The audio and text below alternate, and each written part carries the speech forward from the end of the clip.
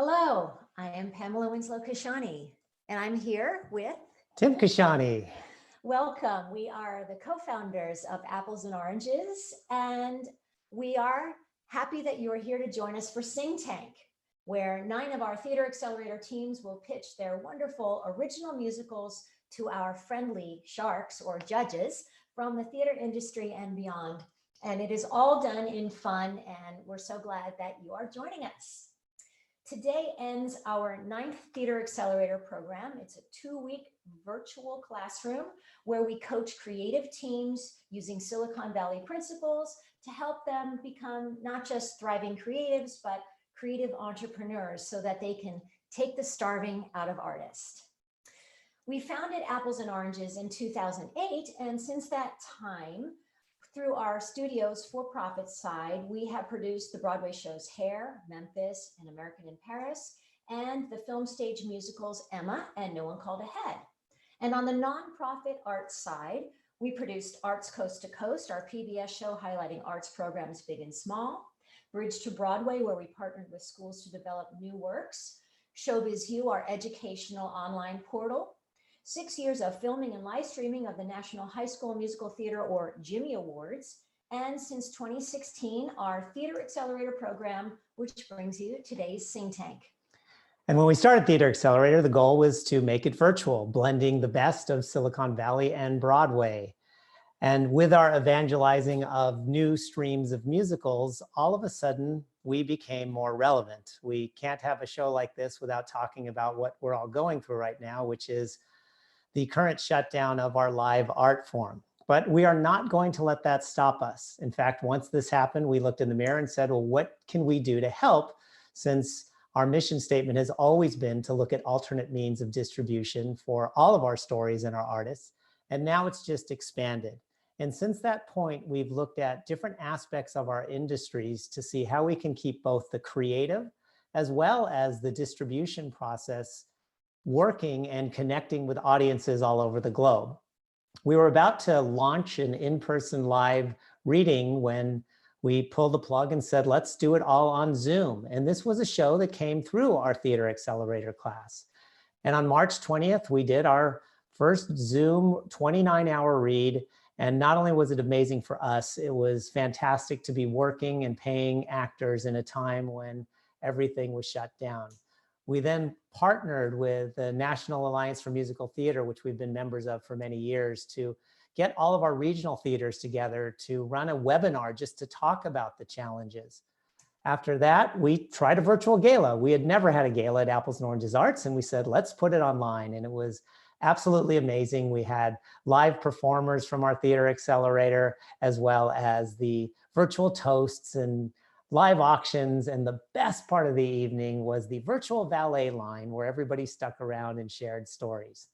We then created a 1-week class, Kyle Wright and I from the Schubert organization, called Digitizing the Fourth Wall, where we worked with the regional theaters around the globe who were now shut down. And at this time we were thinking, well, maybe we'll come back over the summer, but let's actually create a plan in that week for what 2020 looks like fully virtualized.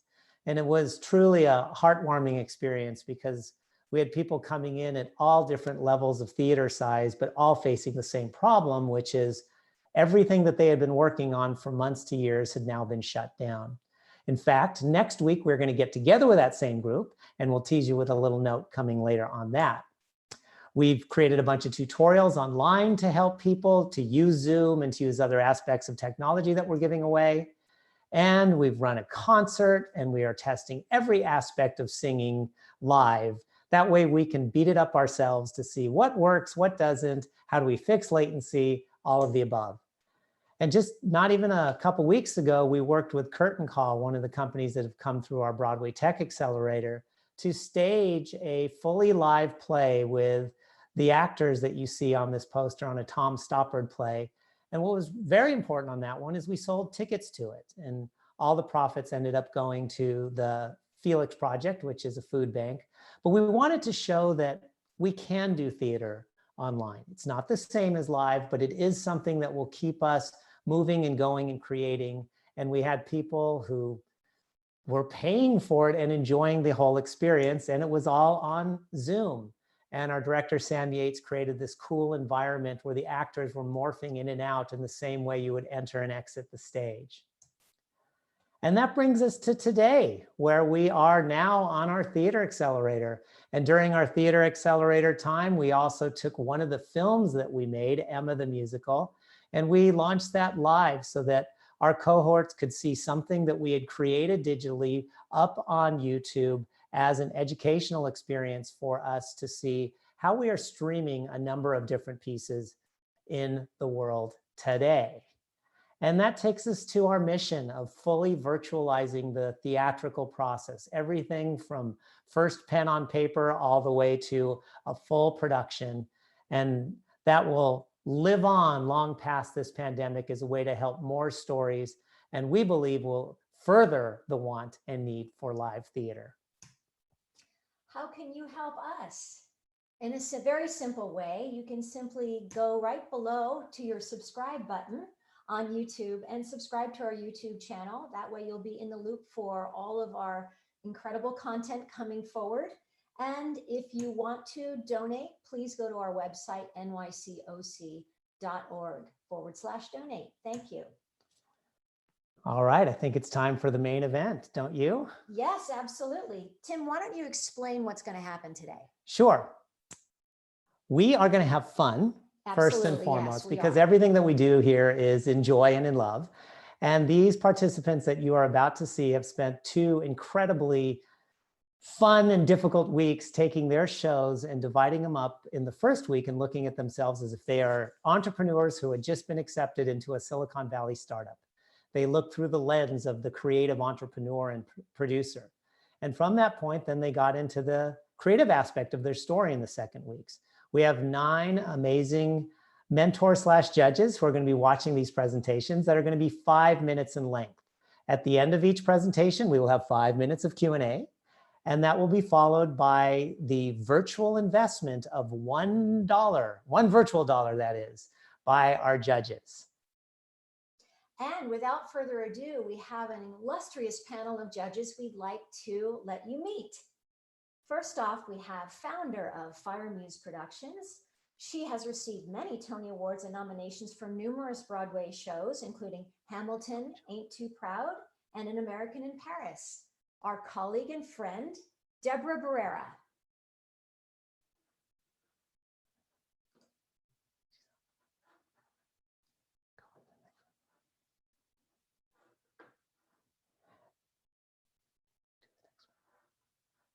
Hi, guys.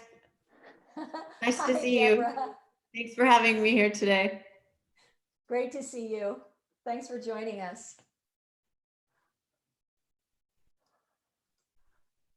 Next up, we have Alice Brooks, our friend and colleague.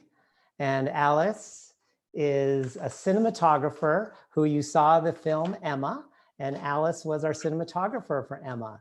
And Alice is also the upcoming cinematographer for the movie In the Heights. She's also done Home Before Dark and the LXD, and she is happy to be here and has been a mentor in prior classes. I am so excited to be with you guys today. Thank you. Thanks, Alice. Next we have Arvind Ethan David. He's the producer of The Infidel, both the musical and the film, a lead producer on Broadway's Jagged Little Pill, writer on Sea Boys for Amazon, co-creator, showrunner of Knights of the Borrowed, and producer of 8 feature films. Welcome, Arvind. Hello, nice to be here. Up now, we have Diksha Gower. Diksha is the co-founder and CEO of ShowScore, the online fan community that helps audience discover and enjoy theater. Formerly, she was a senior marketing and PR positions at the Woolly Mammoth Company, Two River Theater Company, and the Long Wharf Theater. Hello, Diksha, and thanks for joining us. Hello, everyone, and break a leg to all the artists. Awesome. Thank you, Diksha. Next up, we have Frank Kavanaugh, investor and producer and executive of operational management for major corporations, including Microsoft and Hewlett-Packard. He is the founder of Fort Ashford Investments, a 9-time Sing Tank judge, and Tim's college bestie. Welcome, Frank. Thank you for having me again. Always fun. Perfect. And fellow on the VC line as our investor side, we have Jonathan Ledden, who actually began his career as a stage manager and then said, I like the other side of the table too. And he got his MBA and became the chief operating officer of Citadel, the global equities. And currently he is also the president of the board of the Orlando Ballet, and most importantly, our neighbor in Golden Oak, Florida. So welcome, Jonathan. Thank you, Tim. Hi, everybody. Great to have you, Jonathan. Next, we have Brian Moreland. He is a New York City-based creative Broadway producer whose credits include The Lifespan of a Fact, Seawall, A Life, and the upcoming American Buffalo with Sam Rockwell, and Blue, directed by Felicia Rashad. Welcome, Brian. Hi, everyone. Thanks so much for having me. Good luck, all. Thank you, Brian. And last and certainly not least, a partner in crime in all of these endeavors for us is Kyle Wright. Kyle and I founded the Broadway Tech Accelerator together in partnership with his organization, the Schubert Org. He's also the director of Audience Connect and the Audience Connect vertical for telecharge.com. And he has been our mentor throughout this process. We always have one mentor who sees them on their first Friday and gives some constructive feedback. So he will be talking about some of the improvements that have come, because it's always improvements. It never goes any other way than that. Well, what else could I say? You've taken it all out of my mouth, Tim. Hello, everybody. Looking forward to this. Love working with Tim and Pamela. This is a really great program, and I've been blown away getting to, been privileged enough to sit in on a lot of the workshops, and it's fantastic. So I can't wait to see the latest pitch. Good luck, everybody. Thank you, Kyle. It's such a pleasure to work with you as always. And now it is time for the really fun part where we all get to see the birth of these shows live on YouTube. And without further ado, we're going to start off with our first creator, Sam Sultan, and his show, St. Stephen and the Children's Crusade. How much would you risk to follow your friends? St. Stephen and the Children's Crusade, a historical adventure musical based on true events, explores the meaning and power of friendship. It features a cast of young actors. Young actors like me. Like me. Like me. Like me. Like me. Like me. Like me. Stephen, a young boy living in 13th century rural France, yearns for a better life for himself and his best friends, Hugo and Emmeline. On Stephen's 12th birthday, he has a vision that shakes his small world. With the belief that he must change his life for the good of the world, he convinces his friends to join him on a pilgrimage. Stephen and his friends venture forth on a perilous journey, eventually adding thousands of children to their ranks. While their noble endeavors may lead to adventure and glory, it may also destroy the very friendships that Stephen treasures most. Saint Stephen. Even if we die, at least we're trying something new. Ooh, Saint Stephen. Believing in the patron saint of kicking ass for you.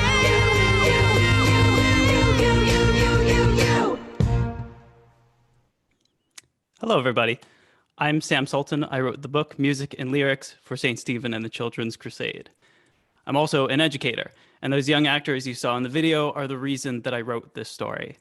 Not only to reflect what I already see in their generation, but to empower them on and off of the stage. I want to create material worthy of their intelligence and passion and kindness. As an educator in the field, I found there's a shortage of musical material for young actors that rises to this challenge.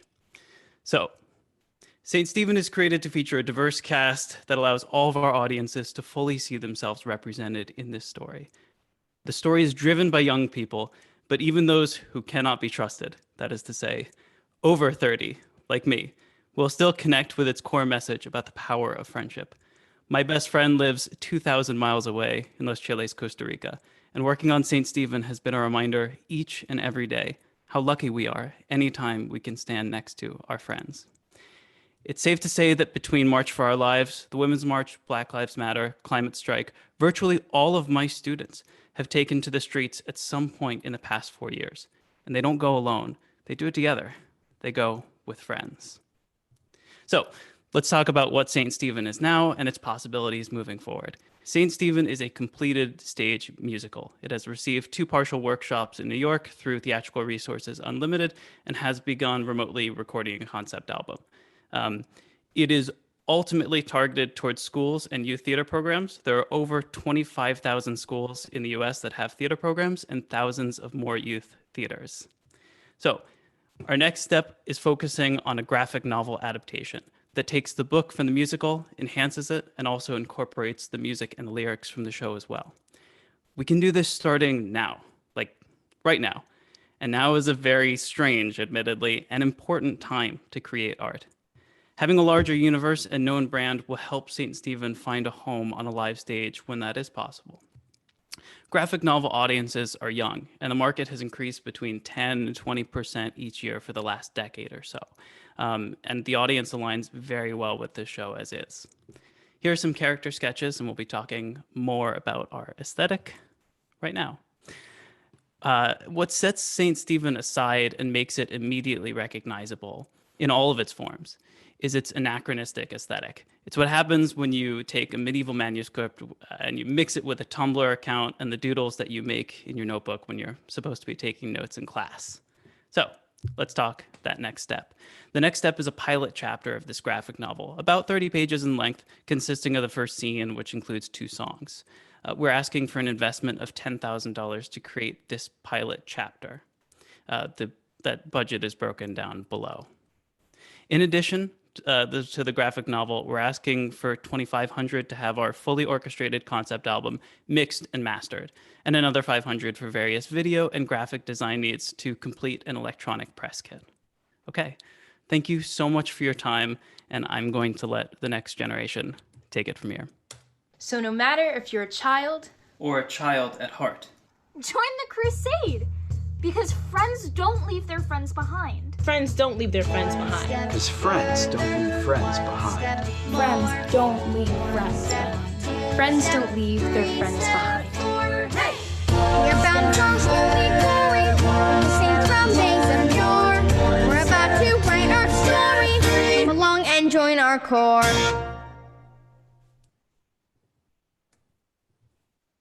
Okay. Taking questions. Thank you, Sam. Lovely job, Sam. Let's Thank you have so much. our judges turn on your cameras, please, and let's open it up for some questions. We've got 5 minutes, so take it away, illustrious panel. Who's going to dare to ask the first question? I'm happy to go first. That was fun. Well done. I have 2 questions. One's about the story and creative, and the other is about your investment ask. The creative story is how, what's the role? I like the central idea of friends don't leave friends behind and trusting your friends. What are you doing with the religion in the original story? How is that dealt with? Sure. So the religion definitely takes a major backseat in the story. It is not a story about religion. The words God and Jesus come up very sporadically in the script. It really truly is about friendship and adventure. Cool. And then my business question was, why a graphic novel? And I'll say, look, I'm a graphic novelist, so it's a world I know and understand. But the relationship between graphic novel and theater and musical theater is a slightly tangential one. Why is it useful to spend $10,000 on a graphic novel? Sure, absolutely, good question. So the first reason really is because I feel that this particular story, there are a few things that in the stage musical are a little hard to explore. The fact that this is an event that involves 30,000 people is sometimes not well represented on a stage, but in graphic form is very well suited. It's also something that, as I've looked for inspiration in illuminated manuscripts from the 13th century, the first thing that I saw when I opened up an illuminated manuscript was, oh, this is a graphic novel. And so that's really what drew me to that form. But is it designed Right. as a step Sorry, to- Arvind, we're going to go to another judge. We've got a lot of questions in only 5 minutes. Frank? Thank you, Arvind. Sure, 2 quick questions. I'll ask them both, you can answer. So I lost the story concept. And I have really no idea what the story is per se. So that would be part of my concern. The second thing is, why the religious component? Because if anything, it seems like it's going to mislead one audience and piss off another.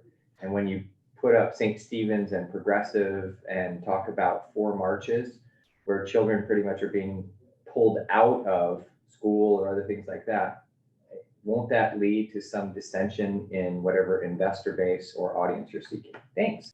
Sure, great questions. So St. Stephen, even though it's not a musical that's about religion, is certainly something that anyone, regardless of their faith or lack of faith, can walk into and connect with.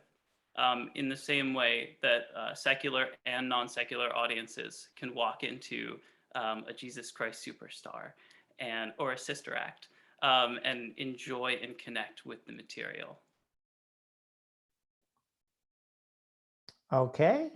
Next question. Jonathan, please. Sam, I thought your video was quite good. It was quite creative and a little written out piece and well produced. So congratulations on that. Just to try to maybe repeat Frank's question a little bit, but you said the audience is 11 to 29, progressive, political, and creative. Like, that seems like you're really micro-targeting a demographic. And since my archetype is the judging panel is the grumpy old capitalist, they don't have a lot of money for tickets. So how do you think about that? Sure. While that's our target audience, it is by no means the only people who would be interested in the show. That's sort of our tightest concentric circle layer of audience goers. But it is certainly something that will speak to a larger group of people. And Diksha, you had a question. Sam, I'm curious about how you're thinking about distribution for the graphic novel. If it's sort of supporting the musical piece, how are you really thinking about getting it out into the world? Sure. So we've been looking at a lot of apps that are becoming more popular for the distribution of both comics and graphic novels that are looking into things like downward scrolling, which is sort of a new innovation in comics. But it is possible that if we are integrating music into the product, that we're going to have to sort of create a different means of distribution for it. And there have been lots of graphic novels that contain animation or music that have released apps that are just an app unto themselves. And Diksha, I'm a very big fan of ShowScore. I'm going to humble brag and say that I was on the leaderboard for the, I think, 2019 season. Very low on the 100 top leaderboard, but on there. Amazing. Thank you. Well, that is a great way to then close out your section, Sam. Thank you very, very much. Judges, you can go ahead and turn off your videos now while we bring up our next participant, please. Thank you. Yes, thank you, Sam. And I'm very happy to now introduce you to our next 2 creatives. We have Hanako Greensmith and Sandra Ukoboyejo with their show Halona and Ophelia. Hi there, it's so nice to meet you guys. I'm Hanako. Hi, and I'm Sandra, and this is our show Halona and Ophelia. My home. My kingdom. The world was quiet. The gods were quiet. Everything fell to a hush. All but the sound of burning. Burning. Burning. But each day began. And returned. As it always had. And always will.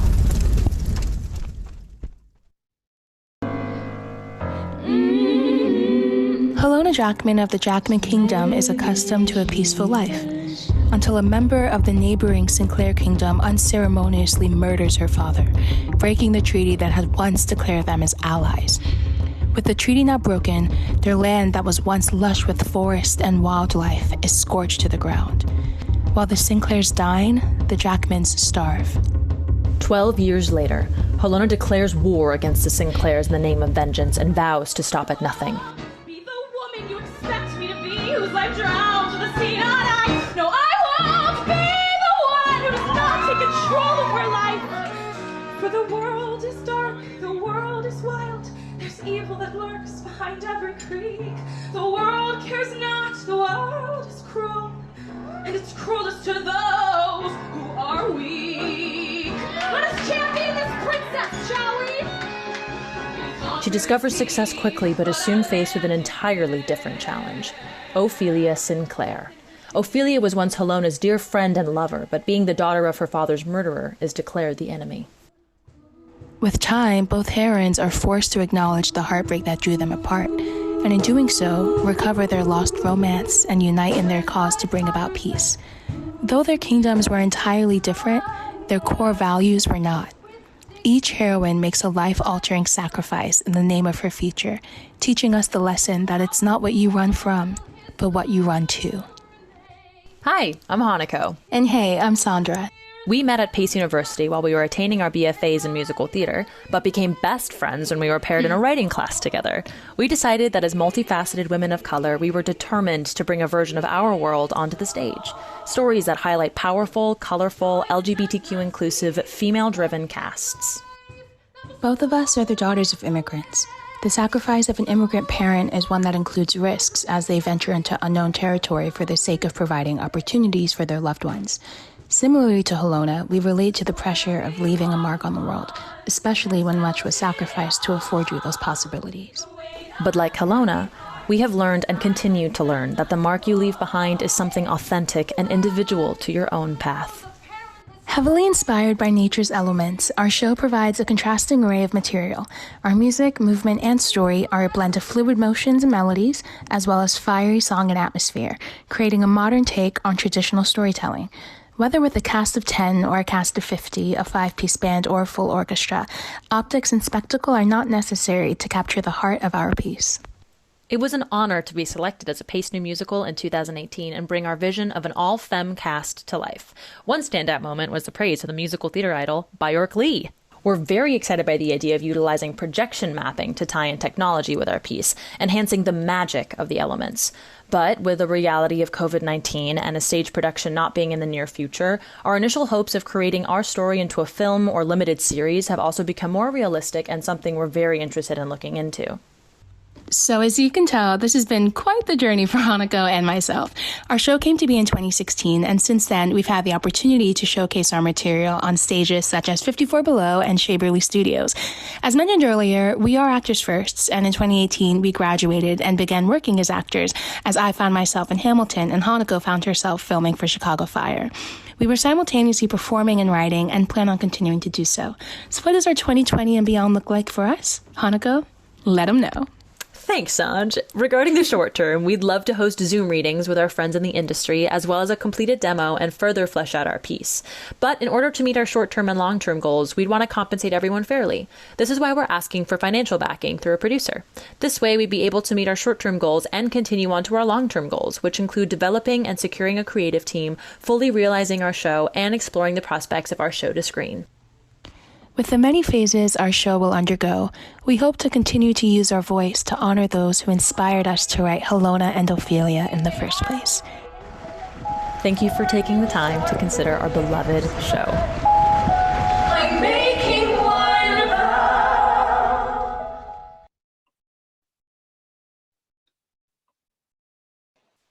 Thank you so much for watching, guys. Thank you. Thank you both. Lovely Very well presentation. done. Now let's open it up for some questions. Yes. I have a question. Hi, ladies. Hi. Wonderful job. I absolutely love this concept. The blending of those worlds and those mediums is absolutely amazing. So you were talking about bringing the story from show to screen. Are you primarily interested in the screen version of it so you can really blend those elements? Or are you primarily interested in the stage version in an expanded way, a la something as large scale as a Phantom of the Opera or a Rebecca or something of that particular nature in scale and scope? Sandra, you want to take this? Sure. Honestly, I think we're interested in both prospects. When we initially started this, we wanted to see this on stage, and we were lucky enough to have that staged reading. But with the realities of COVID-19, we have been thinking about adapting it to the screen as well.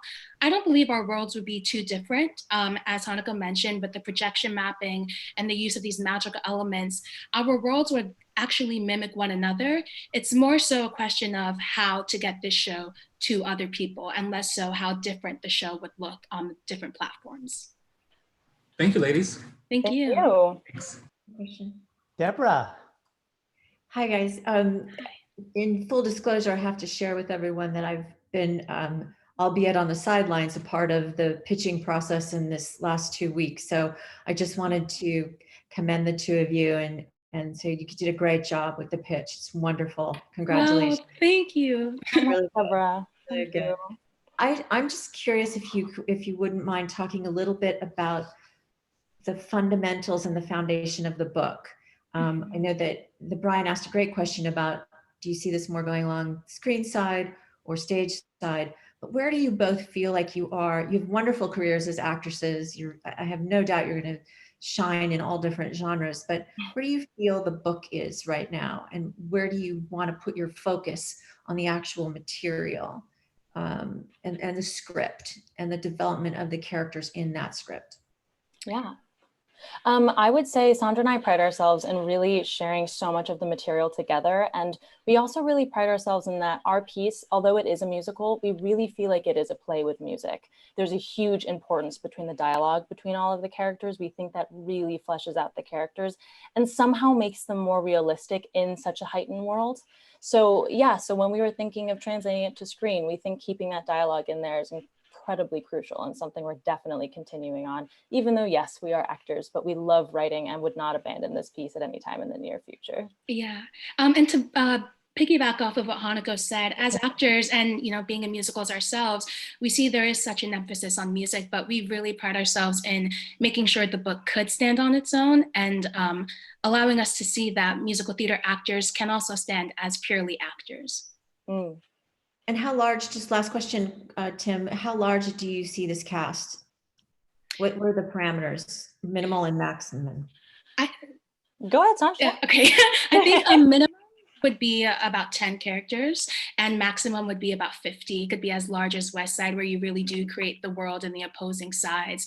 But depending on the scale of where it's being presented, we're able to adjust our band and our people as well. Yeah. Great. Thank you. Thank you. Frank. Agreed. Amazing presentation. How much are you looking for? That was the part that didn't come across to me. Right.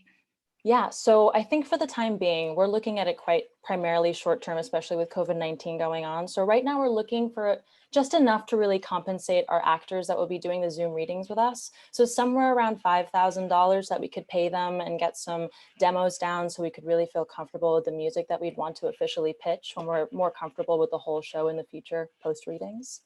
Sandra, anything you want to add to that? Just adding that we also have an orchestrator, Solomon Hoffman. So he is someone we'd want to include as well as far as compensating. But yeah, agree with you completely. Solomon, our actors, to really flesh out this demo and have that created to give out to different platforms. Yeah, platform, yeah. All right, we have time for one more question. I saw Arvind, Arvind, you're up. Yeah, that was super fun and lots of inspiring elements there. I am confused by the idea that it could equally happily be a film or a musical next. As someone who has made a bunch of both, things sort of have to start somewhere and have to be written to something. Yeah, right. And I would just sort of urge you, obviously COVID complicates the world in all sorts of ways. Oh yeah. But it complicates the world for film and TV production as well. Yeah. And so I wouldn't think of that as an easy first route. No, right. Yeah. Sandra, do you want to take that? Yeah, I'd just like to say, of course, we've been writing for the stage. So primarily the stage is where we live, it's where the show lives. But similarly to one time when we were at Pace, Michael John LaChiusa was our artist in residence, and we all got to watch Hello Again. And it basically was a filmed adaptation of his musical. So something along those lines doesn't seem too far from where we're heading as well. So we'd love to still incorporate the music in the film adaptation. And to piggyback off of that too, I don't think we're like trying to replace the idea of it being a stage musical in the time of COVID-19. Right now we have more of obviously the musical established, so we also would love to bring on creatives that could help us with the screen adaptation, because obviously we grew up doing musical theater and studying musical theater, but we are passionate about TV and film. So getting some more insight on that so we could make a script that we're proud of, so that once COVID-19, hopefully when everything kind of starts to open back up again, we could have those conversations a little more fully. So well done. Hanako and Sandra. Thank you so much. Enjoy the And we're going to move on to our next team. All right, so our judges can turn off the camera and bring up our next team. Wonderful. So on deck, we have Mallory Ortega and Steve Greist with The Girl Who Left Home. Hello, everyone. I'm Mallory Ortega, the book writer and lyricist. And I am Steve Greist, the other lyricist, and our project is called The Girl Who Left Home. My parents are very traditional, conservative Catholic Filipinos who pressured me to take over the family restaurant, and I felt like they tried to shape me into versions of them while my friends pursued their dreams of music and acting. And I thought, why can't I do that? Why won't my parents allow me to chase my dreams? And so I went against the grain and I chased my dreams, and I left home to attend the film and TV production MFA program at USC. This is where I met Steve and our composer, Alex Winkler. But in my parents' eyes, I was the girl who left home. After a few years, I began to wonder what would happen if I had to go home, forget my dreams, and take over the family restaurant. I questioned my parents' actions, my own actions, all of our fights and our conflicting views of the world. And I finally came to understand the value of my family and what they did to provide for me. And I came to accept my roots, and that I learned that that's how you can truly grow. This realization inspired The Girl Who Left Home. Here's our trailer of our feature film version. I'm working at the restaurant tomorrow. I'm sorry, Christine. I came here to evict you. If we don't give him a month and a half of rent, it's over. There's a saying in the Philippines, where there's life, there still lies hope.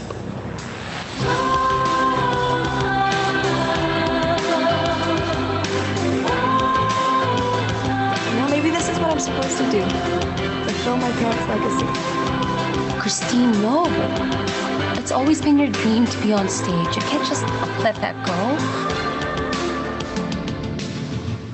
And now, are you going to stay? The Girl Who Left Home is a contemporary Asian American musical like La La Land and Dear Evan Hansen, with the heart and family values of Moana. Our show is based off the film version of the script.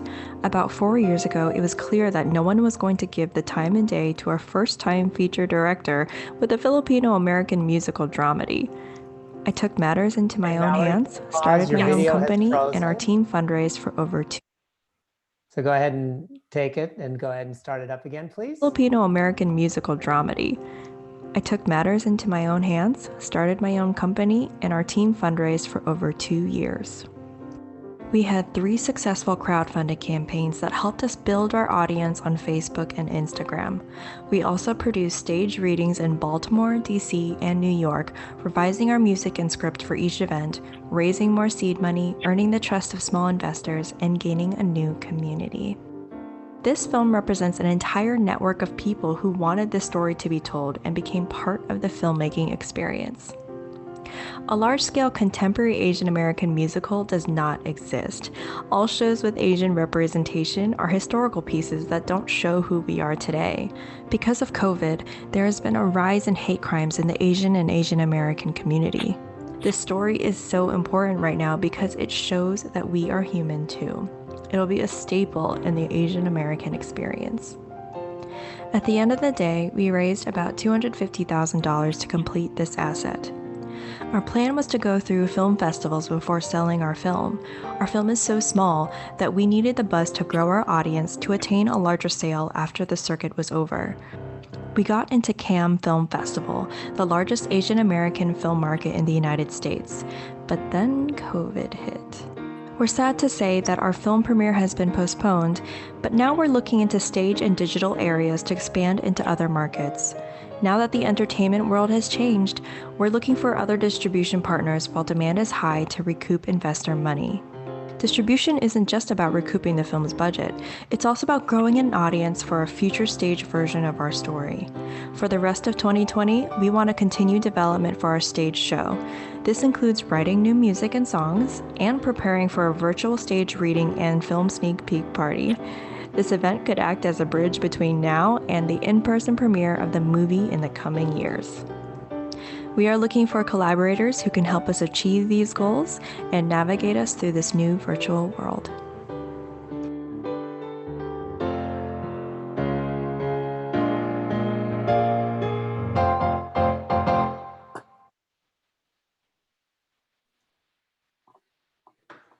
Nicely done. Even with a little technical glitch, it was fantastic. And thank you.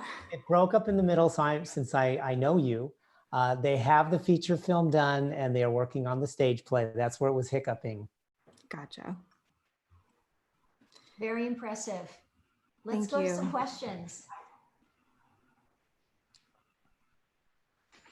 You're all digesting this wonderful story. They're hungry. I'll go. Brian, please. I absolutely love the urgency of this story. I love the backstory as it's getting into it. I love this point of view because it's so universal and relatable that we can understand a person having a desire to move beyond where they come from and yet have to be pulled back in the same direction at the same time. So I absolutely love that. I'm very interested in this. Is there, what happened in the cities between Baltimore, I think you also said DC, what was the result of those developmental steps? The Baltimore stage reading was actually our first stage read. And that's when I decided, okay, in 3 months, we're gonna shoot this thing. So let's rally up the troops. And so the result of Baltimore was more of like, oh, there are some problems within the script. Okay, let's fix it.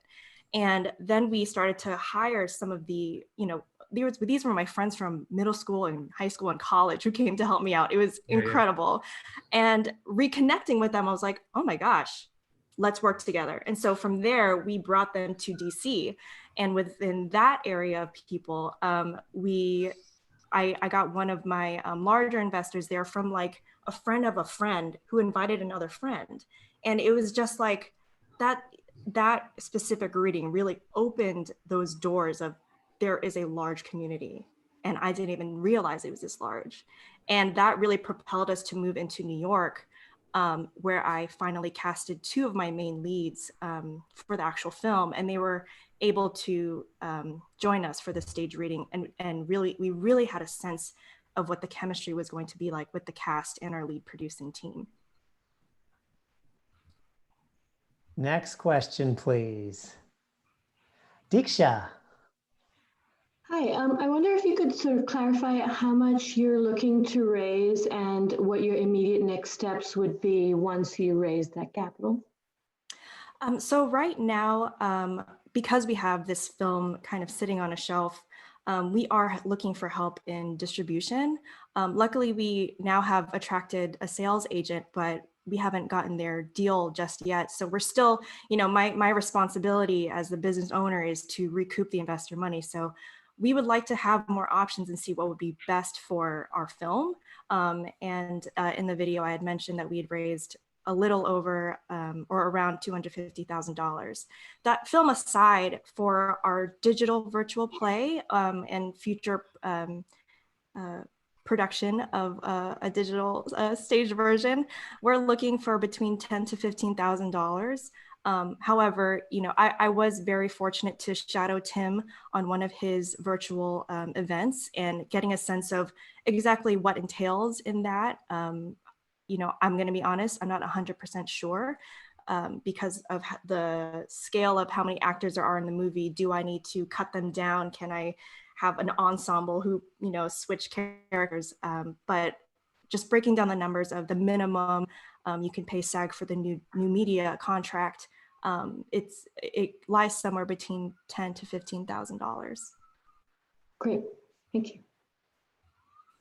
All right. So go ahead. Okay. Time for one more question. Oh, after Deborah, go right ahead. We'll share. So first of all, great job, you guys. And we've been chatting a little bit as well. And I'm so excited to see this film have its debut at the festivals, and we've chatted a little bit about that. Going backwards, did you want this to be a film when you started, or did you want it to be a musical? And how much, if you move forward in the musical genre, how much music do you need? Do you feel you need to continue to gather and work on before you get there? Right. Initially, I felt that it was important to make it into a film. I felt like because I was at USC and I was graduating, I was like, I need something that I want to show my voice with. So the film was always first. But as Steve and I were collaborating with our composer, we felt like, oh, wouldn't it be nice if there was a song here? Nope, no time. Okay, move on. Let's pinpoint where we have to have music. So we always had it in our brain that if we had a staged version, this would be so much fun and we can really get in depth with the emotions of different characters than just the main one. So I feel like there is probably 3 or 4 more songs. Right now in the movie, there's only 6 and then a reprise. So there are definitely moments where we can explore with, deeper emotionally with the characters through song. Music, great, thank you. Thank you. All right, we're out of time, but Brian, is it a burning question that you have? No, I can wait. It's good. It can wait. Okay, good. Thank you all. All right. Well, thank you, you too. Thank you, Mallory. Thank you, everybody. And we will now move on. And we have a holiday musical coming up. Oh, no, we don't. That's not yet. We have, hold that thought. We have our creator with us, Chuck Strand, to tell us all about Dorothy. Hi, everyone. I'm Chuck Strand, and I wrote the book music and lyrics for Dorothy with additional material by Gene Curdy.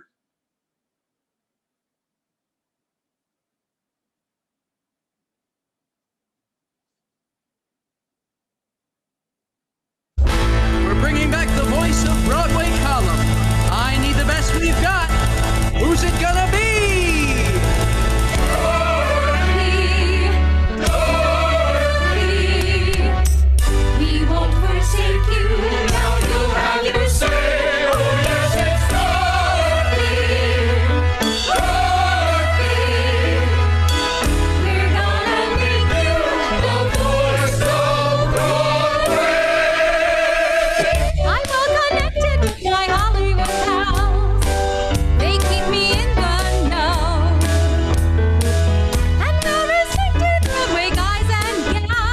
Dorothy Kilgallen, famed journalist from the 1940s and 50s, celebrity, TV personality, columnist, and above all, investigative reporter who hates to see the bad guy win and the good guy lose. A strong and powerful woman ahead of her time in a man's world, able to take anything they can throw at her, gutsy and unafraid. But she has a tragic flaw, a tremendous insecurity about the way she looks. How does she manage this? She learns that power can substitute for beauty. As her Voice of Broadway column gains popularity, she realizes that in just an inch of column space, she can make or break a career. She uses this power to attract beautiful men. On the arm of a beautiful man, I'll be clinging whenever I can to hobnob with the rest of society's best. Now I ask you, oh, don't I look grand? It works. Beautiful men flock to her. She marries one of them, but there is always something missing. She is never truly sure that they love her back.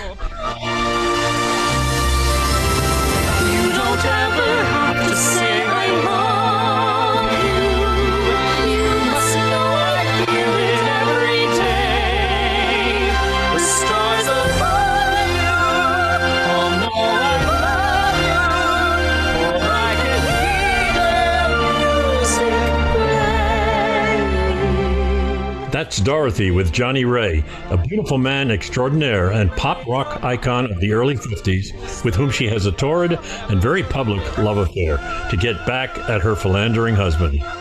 This huge indiscretion should kill her career, but doesn't. Her downfall will come at the hands of the mob. For Dorothy is beginning to learn that her true love is finding the truth and shining a light into the dark corners of human behavior. When her longtime friend President Kennedy is assassinated, she begins the investigation of a lifetime, and in the course of doing so comes to realize how shallow her life has been. Beauty and power are fleeting, but the truth endures, she tells her mom and dad right before her death. And at the end, as always, she is determined and unafraid. I am not afraid, never been afraid, and I won't be now or ever. We leave the audience with the question, was Dorothy murdered to silence her? She told her hairdresser and longtime confidant that she had reasons to believe her life was in danger. But she never feared death, and she never gave up. The finale conveys this upbeat message.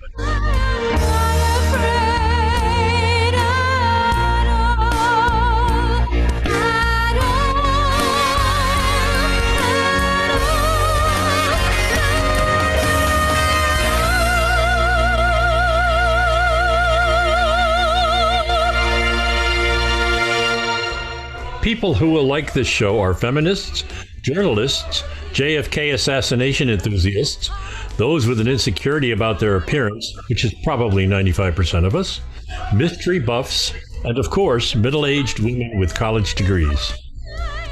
What I'm asking for is help promoting the music, ideally with a well-known recording artist, as a means to begin the branding process. The concept album, along with a virtual development program, will lead to a post-COVID-19 live production with a regional theater. My ultimate goal is Broadway.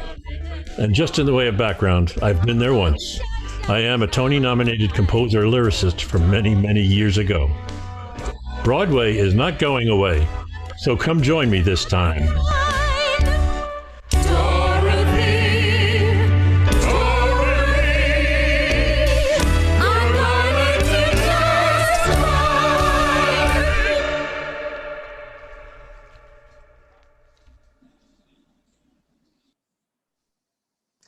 Thank you very much, Chuck, for sharing your show with us.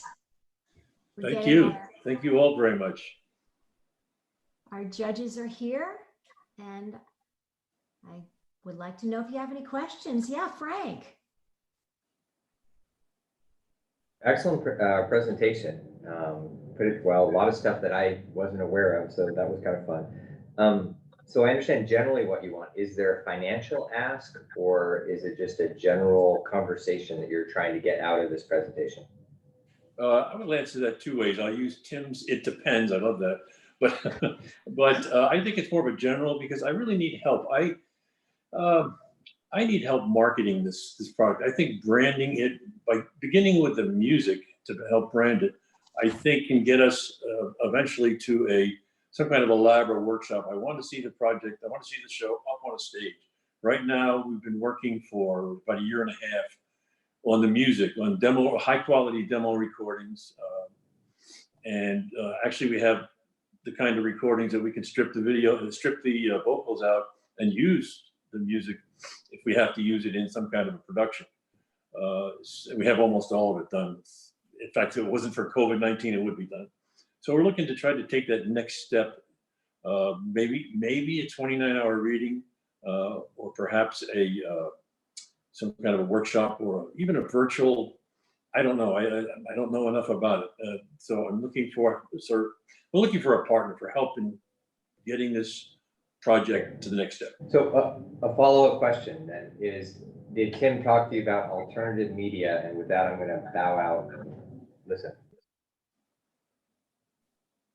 Sorry. He was just saying, Chuck, talking about alternative means of media, like a film version of it, for example. Yes. Oh, yes. Yeah, I would love to consider a virtual production. If the technology is there for a Zoom production, perhaps, or a film. I think anything that would get us to the point where we can see this show mounted. We can do, we've been working so hard and for so long on the audio, and now we need to see it up on the stage. So it can be virtual, it can be film, it can be a workshop, stage workshop. I know we're in the middle of COVID-19, so that has to come into play. But I also think that things can be done with the music right now that may not be affected too much by COVID-19. For example, concept album. Maybe we can work on a concept album that can start branding this show. Great. Next question, Jonathan. Thanks. So just a style point for, because I've heard this before, I've heard this on the other 9. Always have a number. Like figure out figure out your best case, figure out your worst case. But is it 10,000, 25, 100? And if you don't have a number, make one up, because it just sounds like you don't know what you don't have a plan. So you could say, you know, we could do the $50,000 version is this, the $25,000 version is this, and $5,000 for this. But it's always, I think it's always good when you're doing an investor pitch. I'm actually going to fall on the sword for that, because Chuck has money right now. He didn't want to come obnoxious and say that. So what he's looking for is expertise. Okay, got it. All right. But I thought it was great. I mean, I think it's the idea that the age, the period is compelling. It's a broad-based, audience-based, it's not niche-y. How'd you come, what inspired you to pick this story? Okay, that's a good question. I thought the story of her life was compelling. I mean, there's been a lot recently about her death. That won't make a musical, but I started studying her life and I heard music. For example, when she was a very young woman, she wanted to be a crime reporter, but she'd never seen a dead body. She wouldn't even go to a funeral.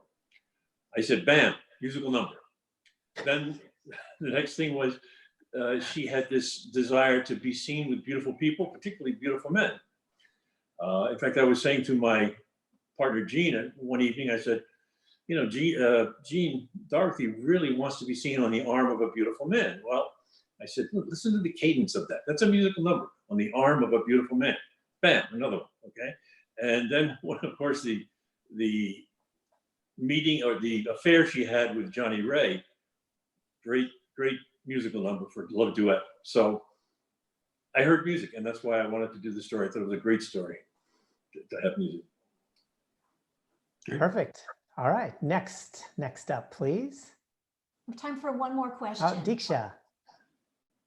I was just wondering who you imagine in the lead role. You said you were looking for a well-known voice for the recording, and I wonder who you picture in that role. Well, it depends on whether we do the whole concept album or whether we can do a single. I mean, wouldn't it be great to see Andrea Bocelli and Celine Dion, you know, Josh Groban or Adele? I mean, any well-known singers would really help promote this product. That's where I need help. I'm not going to walk into an agent of, let's say Andrea Bocelli's agent and say, hi, I'm Chuck Strand. I've got a love duet for Mr. Bocelli. Bam. And that's not a musical number. That's the door slamming. All right, Chuck, 5 minutes are up. Chuck. Okay, thank you. Thank you all very much. And we're going to move on. Now we're going into holiday time with our next team. We have Holly Reed and Kelvin Reed with the show Come Find Me. Hey, I'm Holly Reed, and this is my husband, Kelvin. We've written a new holiday show called Come Find Me. When our son was young, he had a friend with autism. We were always charmed by his wide-eyed enthusiasm and the authentic way in which he lived. When creating our show, we wanted to use the authenticity of a child on the spectrum as a window into the magical yet emotionally charged world of the holidays. A lot of life can happen from one December to the next, sometimes really hard things, and the holidays are never the same. When we let others see our pain, they can help us heal. Depending on others is good and often the key to moving forward. Come Find Me, set to a festive and moving score, tells the story of young Ben Patterson, who finds the holiday season both joyful and challenging. When his widowed father is deployed just weeks before Christmas, Ben is left under the care of his cynical big sister, who has her own destructive ways of dealing with pain. With some unique seasonal help, Ben sets out on an unexpected quest to bring his dad and Christmas home.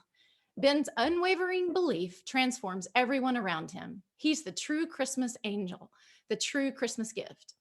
We'd love to share some of our music, picking up just after Ben's father has been deployed to a top secret location. Ben struggles with not knowing where or how long his dad will be gone.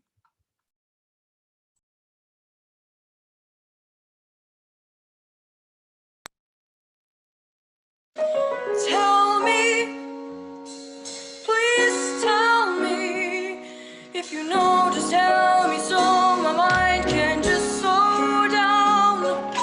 Tell me,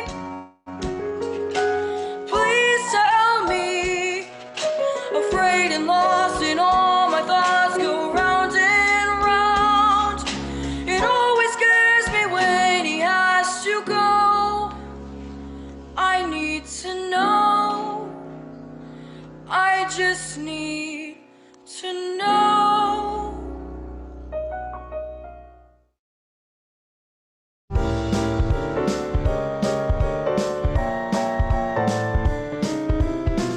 Christmas Eve is coming fast, but Santa, we believe in you. You're our only chance, so thank you in advance for making this Christmas one tiny little Christmas. This teensy weensy teensy giant Christmas wish come true. If I can make it happen, if I could wish upon a star, if I can send a letter hoping it will make its way to where you are, I'll make it happen, 'cause I believe the best time for hope to come alive, alive, has got to be Christmas Eve, Christmas Eve.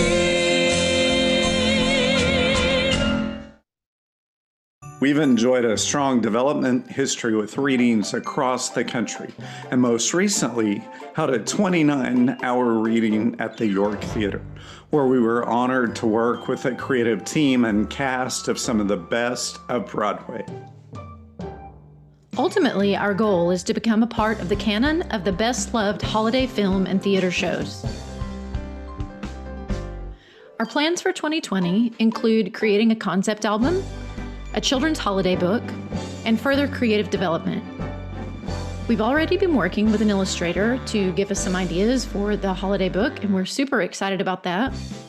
We'd love to take a path similar to the Polar Express by creating a classic holiday book to build a solid brand, followed with a film or stage show that builds off that audience and branding. So our Santa letter to you, dear fabulous producer, is our ask: $25,000 for arrangements, orchestrations, and helping us to develop a concept album, $8,000 for illustrations and publishing connections for the Come Find Me holiday children's book, and strategic partnerships to continue to help us develop the show.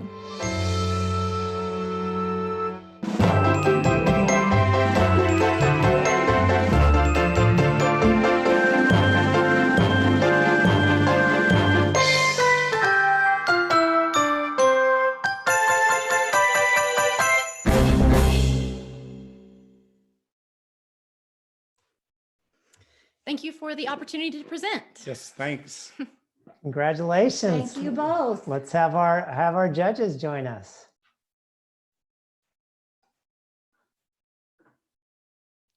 For a little holiday spirit to my heart. Frank, Frank. you have a question. Sure. Really liked the presentation. I think it held together very well. I liked the clarity at the end where you had your ask. Again, and maybe I didn't catch it all.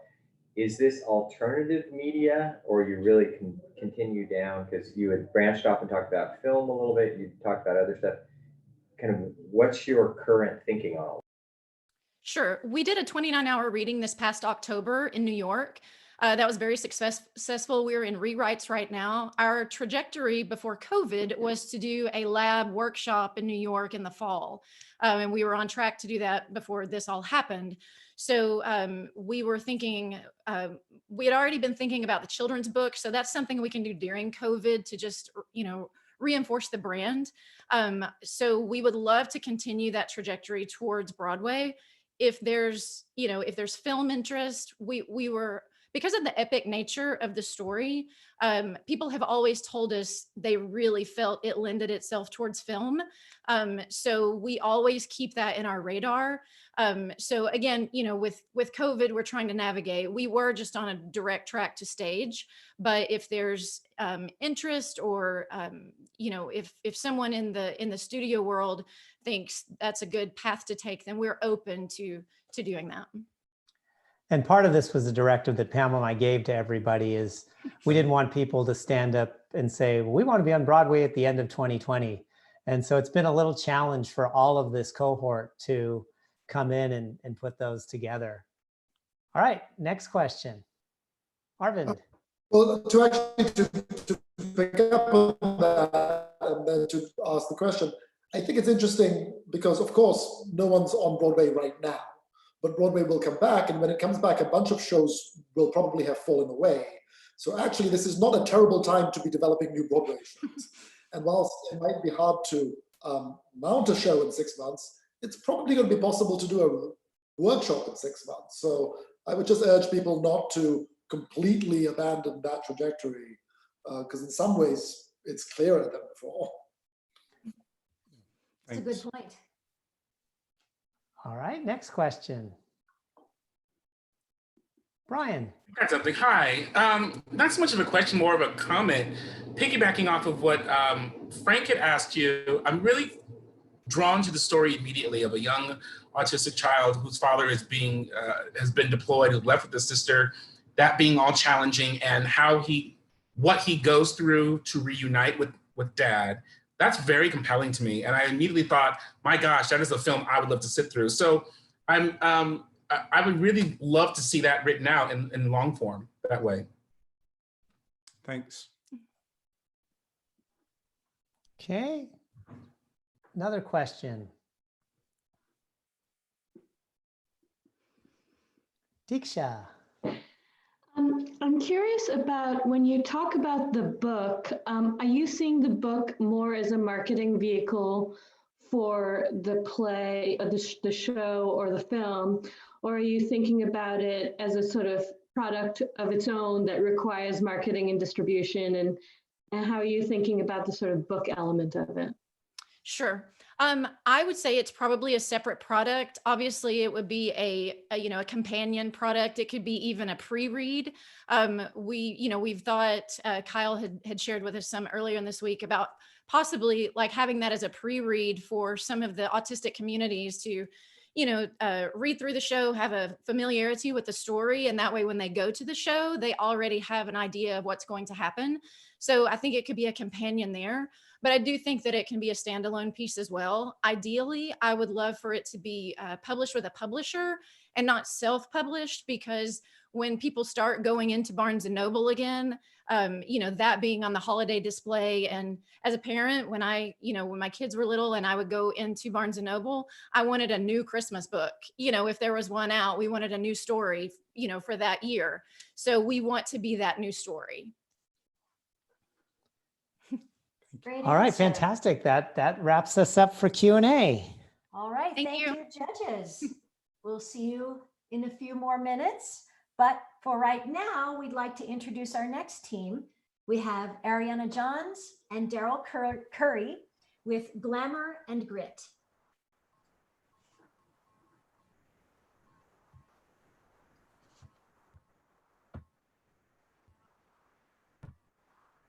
Welcome to Glamour and Grit. You need an abundance of glamour and grit as it roasts you on its fiery spit.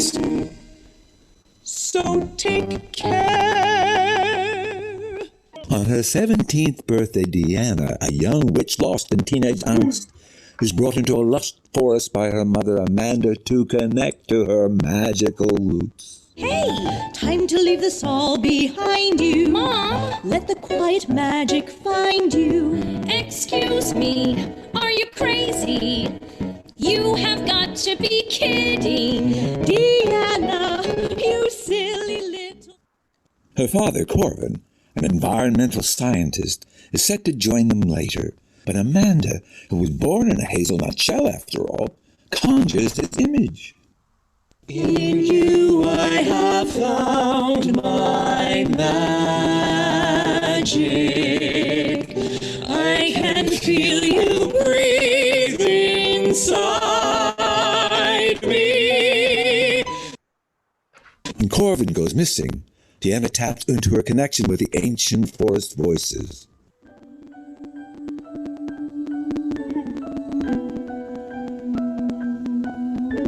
Sky, the air, sun, fire above, the earth, water flowing through our veins. Harm not, sacred is the frequency, the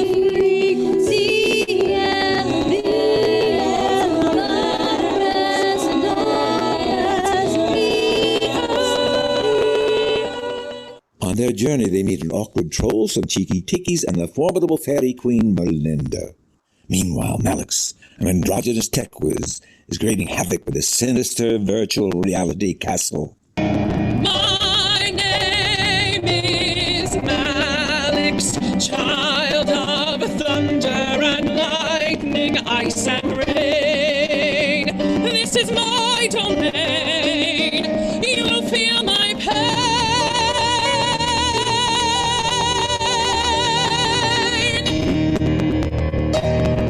When Deanna and Malix meet, their connection is revealed and a battle of... Welcome to Glamour and Grit. Sorry about that. Oh, Glamour and Grit is a new multimedia musical about inviting magic into one's life, balancing technology with mind and spirit, and finding one's family in whatever form they take. Hi, I'm Ariana Johns. I wrote the book and lyrics. And I'm Daryl Curry. I wrote the music. In Greenwich Village, where Ariana and I were part of a playwriting group, she'd written a short sketch called A Stroll with Troll, and I thought it would make a charming musical. I like fairy tales. There is a secret desire in all of us, whether we're the movers and shakers of Wall Street or a child experiencing their first steps, to want to believe that magic is real. Do you believe? The Glamour and Grit characters learn to connect with the forest by using their own unique talents, science, technology, and elemental magic, working together to save our blue planet.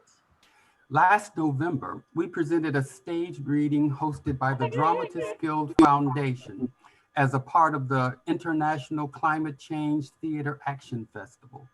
It was directed by Rachel Klein, and Jennifer Hershey of the Broadway Green Alliance was our guest speaker. Our audience was demographically diverse, literally 8 to 80, and everyone was moved by the family community of the show. The same people who connected with Into the Woods, Wicked, Peter and the Starcatcher, and the Wizard of Oz also connected with us. Last year, we thought the stage would come first for our show, but our goal for 2020 and beyond is to explore digital platforms and alternative ways of presenting theater. We're looking for creative partners, including producers, directors, puppet masters, and filmmakers who can help us to bring our musical to vivid life. It could be as simple as story theater or as complex as Harry Potter. So, thank you very much for listening. And remember, we are all magical creatures.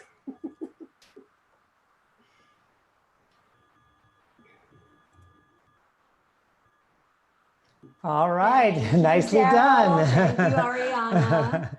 We had a little issue with your sound, so there may be First time. Yeah. No, it's Murphy's Law. But if anyone has questions about the story, I think that's where we had a little bit of garbling. Please feel free. So Really? please. Oh, I didn't even see that. Okay.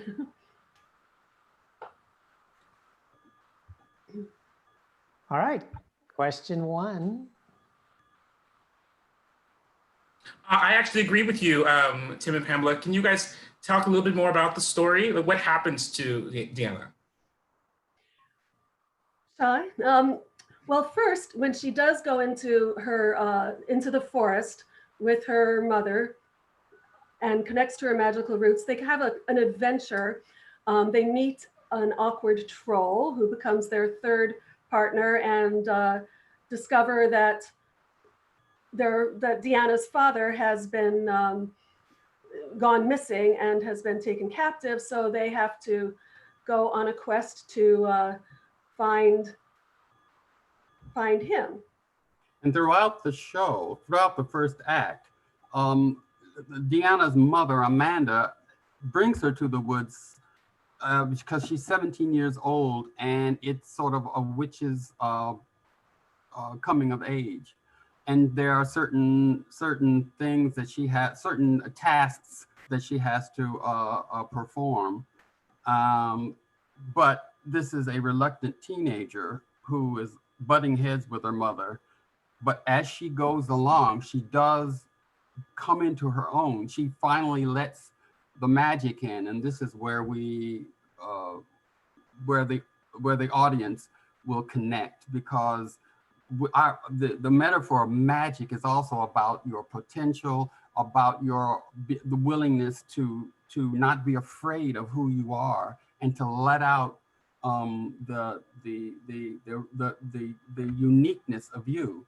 And the whole cast, in fact, it's about the uniqueness of each of the magical creatures. I mean, all of you judges are magical creatures as well, and we wanted everyone to relate to that.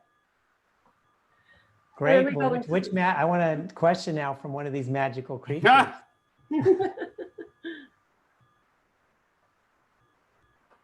Kyle, did you? Oh, I thought I saw you, Kyle. No, Alice. I just was wondering if you could speak to how this story is relevant now, and how the story is relevant now. Well, I think in two major ways. For one thing, we're becoming more and more aware of how fragile our planet is, and how we really need to connect back with nature and basically save the planet, because we're running out of time. But also the break, like Malix, who's a main character in the second act, has created a virtual reality world. And even Deanna has a hard time giving up her devices. So there's that element too, as far as not just younger people, but all of us being too addicted perhaps to our devices, and seeing where we can, though, make those things work for us instead of against us. And there's the element of redemption. Speaking of the Malix, we learn that through forgiveness, and also learning that you are not alone, you are loved, can actually turn someone who has been isolated, who has isolated themselves and feel invisible. They suddenly become empowered as well, and can actually turn around. Well, very well done. That does it for our 5 minutes, and you did a great job of making up for a bumble in a technology piece, which is very relevant to your show. See, you were not addicted to technology. You were able to run and do it on your own. All right, judges. Thank you both. So let's thank you, judges. Take down our cameras, judges. All right, we are moving on to Rachel Dean and Wes Braver and their show Medusa. Hi there, I'm Rachel Dean. I'm Wes Braver. And we wrote the musical Medusa. Most people think of Medusa as a villain. In the original Greek myth, she's a victim. In our story, she's a survivor.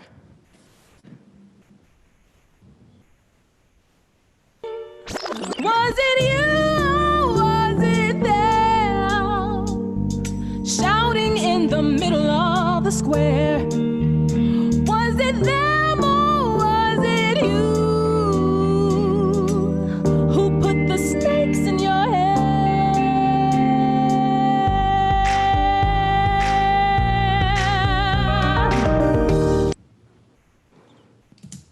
Our show is set in ancient Athens, Greece, where Medusa is a priestess, one of the rare positions of power for mortal women. But one night at a party, Poseidon, the god of the ocean, convinces Medusa to walk down to the beach with him alone by the shore, and when she denies his advances, he rapes her. In the painful months that follow, Medusa grapples with what to do. She can't tell her boyfriend, the pious warrior Perseus, and when she confides in her boss, the high priestess Steno reveals that she too had a similar encounter with the god of the ocean many years ago, but has been too afraid to speak up. Medusa decides that she can't be quiet any longer and goes directly to Athena, the goddess of justice, and begs her to take her case. In a highly public courtroom sequence, Athena's legal wit is no match for Poseidon's charisma in convincing the all-male jury. Medusa's furious testimony causes the men to see her as a hysterical gorgon hissing with snakes in her hair. She is exiled from the city, and Perseus, her former lover, sides with Poseidon and swears to go and slay the monster. To find out what happens next, you'll have to see the show. Our score is derived mostly from hip hop and rock, and the show itself is bold, timely, and unique. It's a period story paired with a hyper-modern style, much like a few great shows whose marketing strategies we want to follow, like Spring Awakening, Hadestown, and Hamilton. We also have an additional advantage to pull in audiences. The name recognition of Medusa is almost universal around the world, and so is her image, which makes it an instantly compelling title. So even as the world seems to evolve a more empathetic stance towards sexual assault victims, it still welcomes abusers into the highest positions of power. Thousands of years later, we're still telling the same story. And even though we're seeing this all over media and it's all in our consciousness, reading a report in a newspaper is never going to take someone to the emotional and cathartic place that seeing a musical can. And while some musicals have touched on this subject, we have yet to see a Broadway show where the main focus is assault from the point of view of a victim. The show also comes from a deeply personal place for us and our loved ones, many of whom have experienced assault and want to feel heard and empowered. Our audience is young activists, middle-aged women, women who have put up with harassment at work and on the street for decades because that's just how it was, and for whom experiences like Medusa are empowering and cathartic. Broadway influencers and mythology buffs. This is our team. We do have a director attached, Chloe Treat. She has been Rachel Chavkin's associate on a number of shows, and she's also directing Dave Malloy's next musical and ours. We've also been working with my best friend from college, Sylvie Scowcroft, a producer who's taken the lead on the business side for us for the past 3 years as we've developed the show. We've been fortunate to have a developmental relationship with NYU for readings to a full production. We learned there that the show works extremely well in colleges where students are passionate about these issues. With our producer, Sylvie, we raised over $100,000 for an industry lab with some Broadway talent, including Heidi Blickenstaff, Kate Schindel, and Michael Kilgore. We also presented Medusa in a concert at Lincoln Center as part of Broadway's Future Songbook series. We're currently looking for additional investment and a regional theater partner before heading to the West End with Celador. We were in conversation with several regional theaters until COVID hit. So now... In the meantime, while the theater world is stuck at home, we've developed a new plan to create a visual album version of our show, sort of in the style of one of Beyonce's Lemonade or her self-titled visual album. So we're recording the big songs from the show with help from our musician and singer friends who have good mics and a lot of time on their hands, but we'd love to also be able to pay them as most are unemployed right now. We're also making so then we'll take those songs and make music videos of each of the songs, each in partnership with different designers and directors.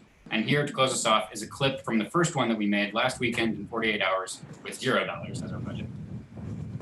Everything's become too much to bear. Still, I'm glad at least to have a coil of snakes in my head. In my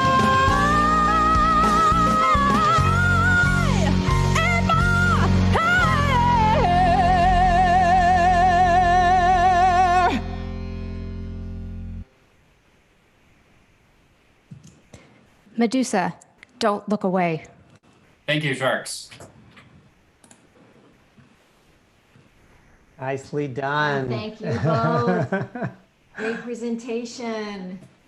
I'm sure there's some questions popping up. Did anybody look away? Arvind, you're up. Arvind, don't look away. So I Look loved to the that. camera. I really loved that. I thought that was, I mean, I would love to know what happens next. I'd love to hear the whole thing, but as a concept and for the bits of it, it's such a smart idea.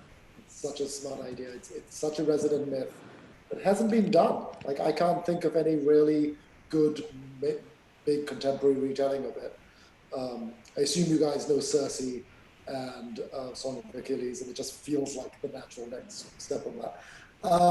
Why, COVID aside, why regional US to London West End? That's a slightly complicated flip. Right? Yeah, that's sort of how our connections have panned out. We have the connection with Celador in London, so we thought we'd do that, and it's cheaper than Broadway, significantly, obviously. So we just see that as more doable right now, and COVID has sort of shaken everything up, but with what you're saying, Arvind, about Broadway shows falling off, and is there going to be a vacuum there to fill? Would it be good to get in there? I mean, that's a question we have for you guys. We don't necessarily know how that's done. No one knows how that's done right now, obviously. Another question?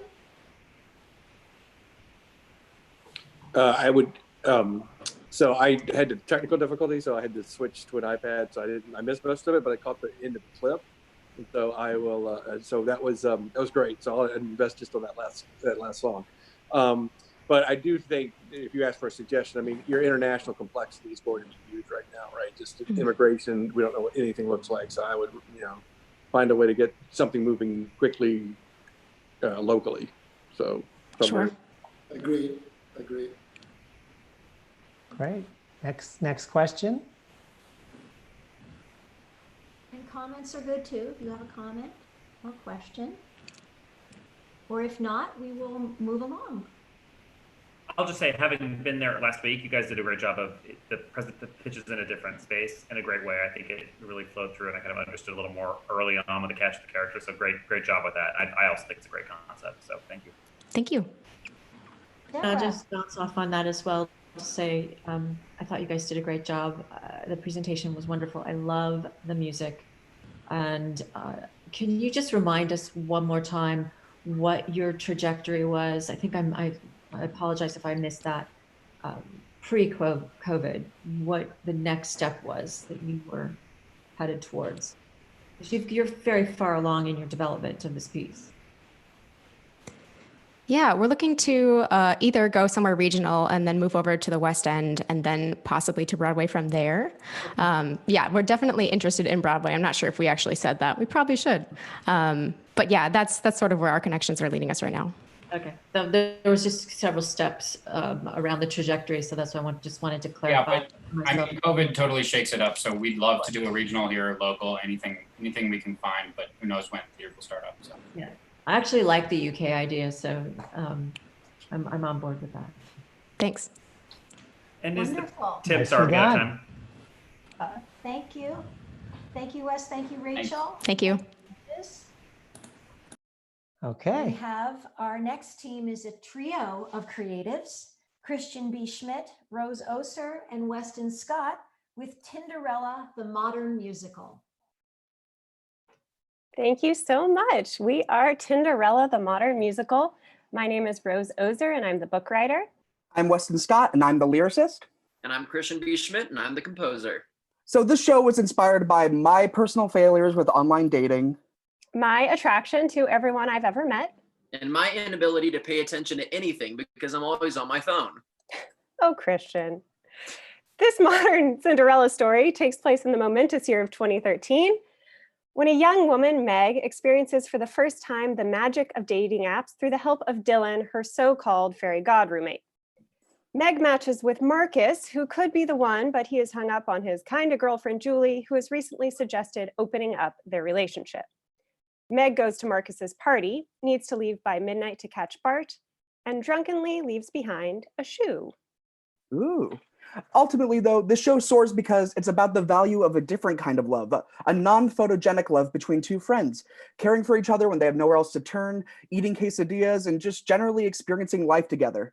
Still, this picture-perfect vision of friendship takes time because while Meg experiences one moment of rejection, Dylan faces constant discrimination, and seeing them truly communicate their feelings to each other is the cornerstone of this show. This is a story that unearths the inequities of the internet, demands that we must work to truly understand our friends, and celebrates self-worth over digital worth. This show features an ensemble of 10 people in their 20s and 30s, and our audience tends to reflect that age group. We've had great success with the Tinder discount, $10 off if you bring a Tinder date. Look at those cuties. And focus on the love, not the likes. And our show is also accessible to non-Tinder users, as a Cinderella fairy tale provides a very broad entry point. Cool. Since our very first workshop production in 2015, every single iteration of the show has sold out. We've had extra weekends, the whole shebang. We used the momentum of our world premiere production at Custom Made in San Francisco to raise over $10,000 for our cast album, which you can find on Bandcamp, Spotify, Apple Music, anywhere you want to find your music. We were gearing up for a Portland production that had to be canceled due to COVID-19. And for that production, we tweaked the setting and references to be specific to Portland, and we are game to do that for other major cities. This show can be set in any city that has a cat cafe. We would love a virtual week-long residency with a producer to dive deep into the core of the story and explore the forms that could flourish in a virtual realm. That might eventually look like a virtual reading, a film version, or a podcast, or something we haven't thought of yet. But for now, we really just want 1 week of your time to discuss options. We feel that the topic and audience of the show provide an exciting opportunity to experiment with the ways that tech and musical theater can really fuel each other. And now, here's a little bit from our song, Magic More or Less, in which our fairy god roommate introduces Tinder to our no-eyed prince. Gold, you can savor sights untold. So load the app, let dreams unfold. It's magic, more or less. Bathed in lights and megabytes. Swiping left or swiping right. If you're straight and hot and white, it's magic, more or less. Thank you so much. Thank you very much. I have a comment. Christian has been quiet almost the entire time, and all of a sudden this little comedian pops out right during the presentation. So You definitely got a sense of the comedy for sure. All right, let's judges. Have any questions? Do you all see your show ultimately as, and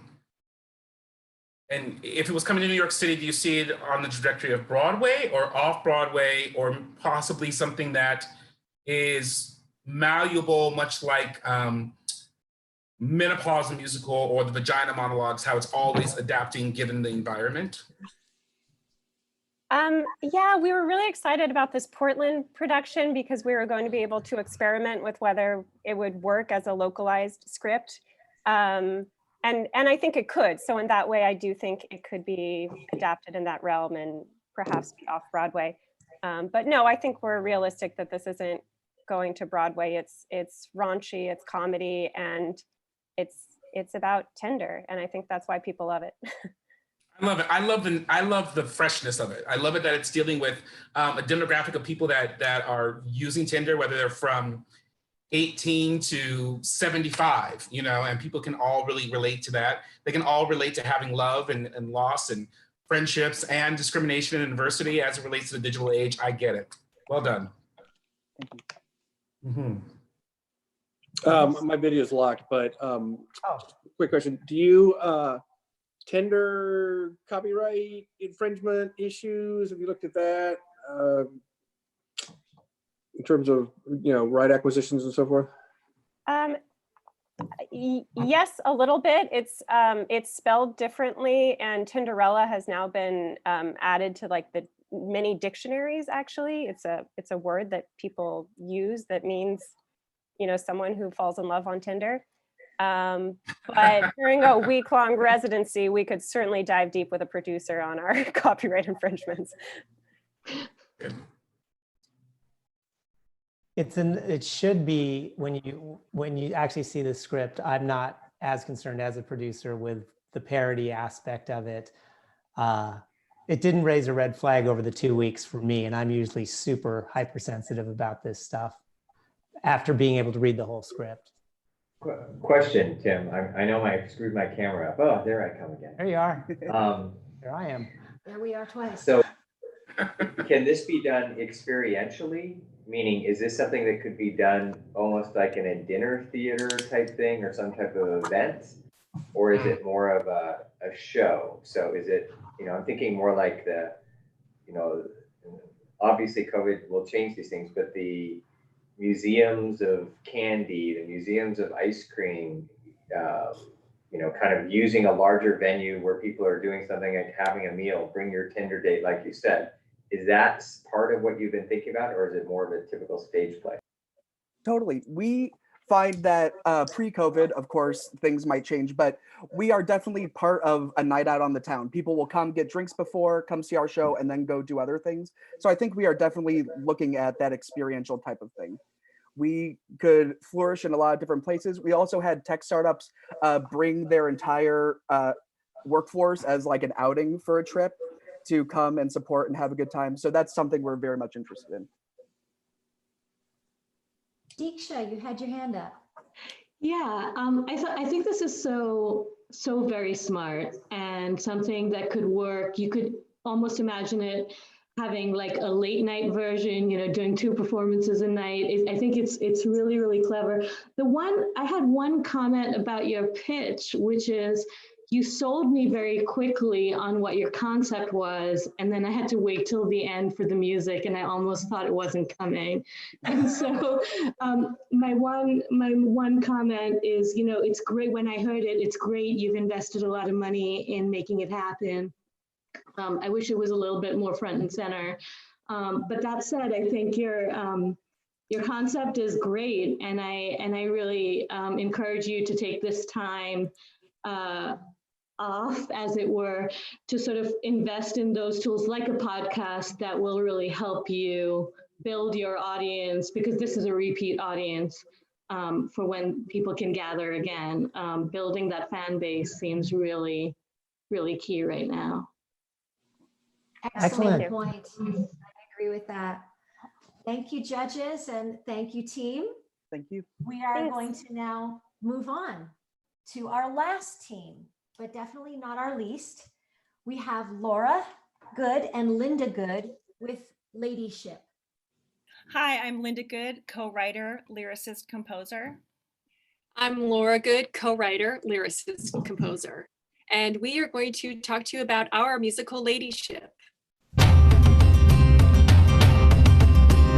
7 years, transportation, 7 years. 1789 London, and the streets are a dangerous mix of rich versus poor.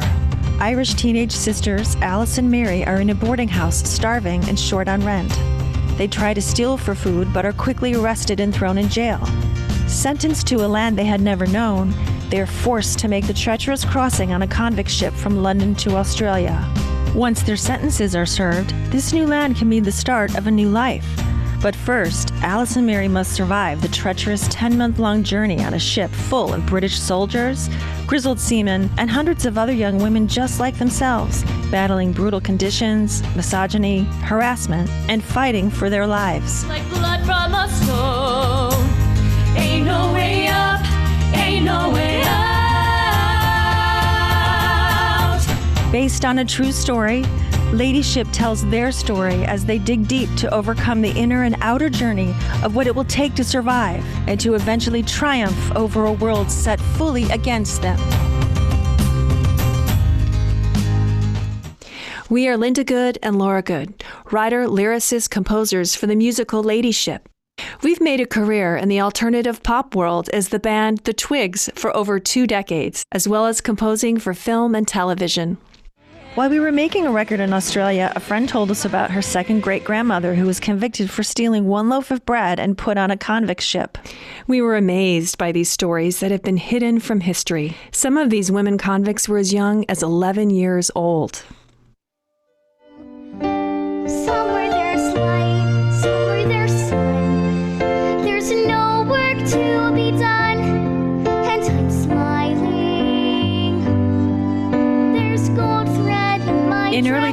2019, the newly finished script of Ladyship was a grand jury selection to be one of the 10 main stage full productions for the New York Musical Festival.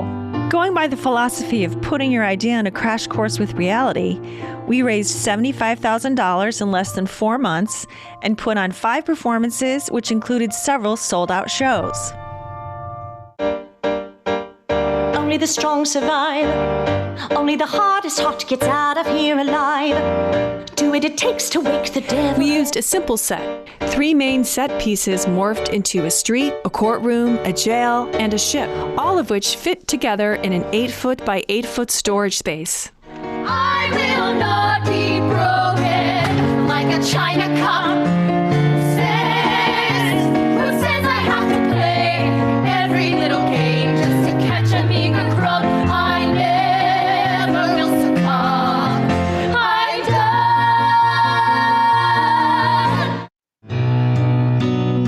The music of Ladyship is inspired by traditional Irish folk songs, alternative pop, rock grooves, and crosses over into a contemporary score. Ladyship is looking for funding for a soundtrack, increased social media presence, and a creative producer to guide us through the next steps of digital media. We're also looking for someone to help us shop it as a multi-episode series to streaming services such as Netflix and Amazon. In the future, we are looking to do live theater productions in regional theaters, Europe, Australia, Broadway, and beyond. Ladyship's journey has just begun, and we're excited to see where it goes next. I'll raise up my voice and say, I will stand in the face of the fire. I won't be afraid. Something inside me wakes. I'll fight and I'll seize a day. As I stand in the face of the fire, I won't be afraid. I'll find a way. Find a way. I'll find a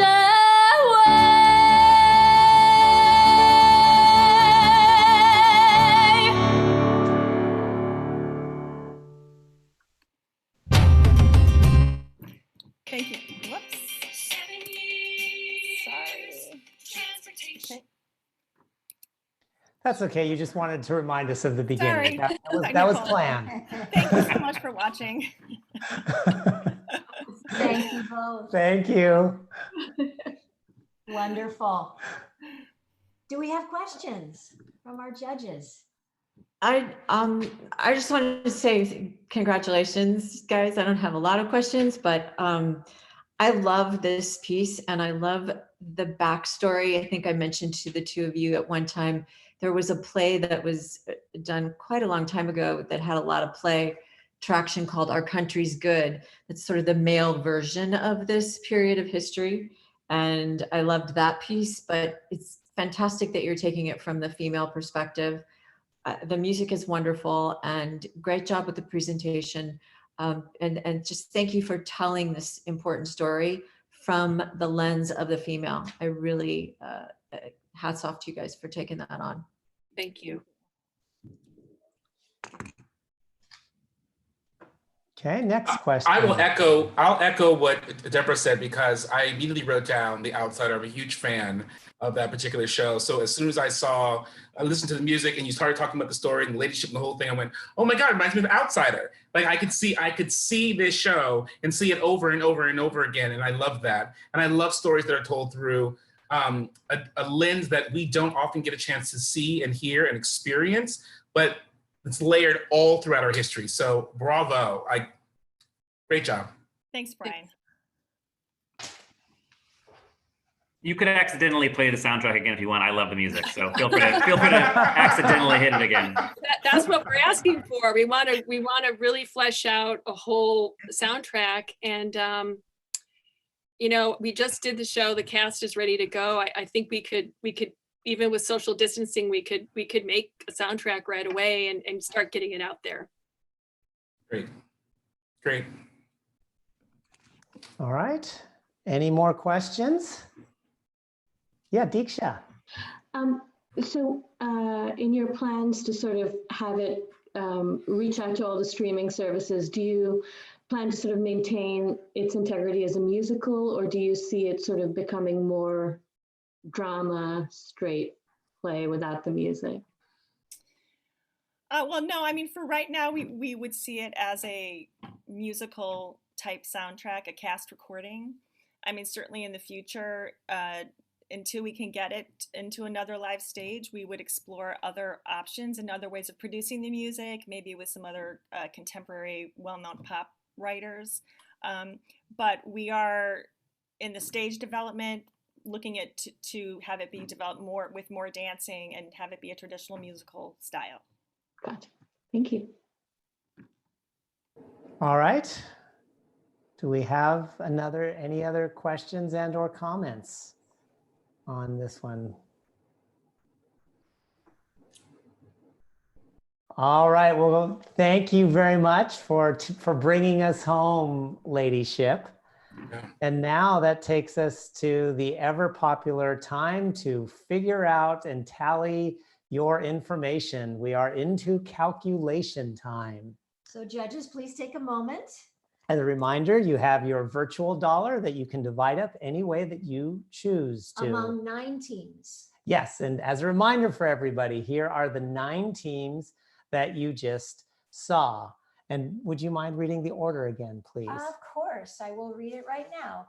We have Saint Stephen and the Children's Crusade, Halona and Ophelia, The Girl Who Left Home, Dorothy, Come Find Me, Glamour and Grit, Medusa, Tinderella, the Modern Musical, and Ladyship.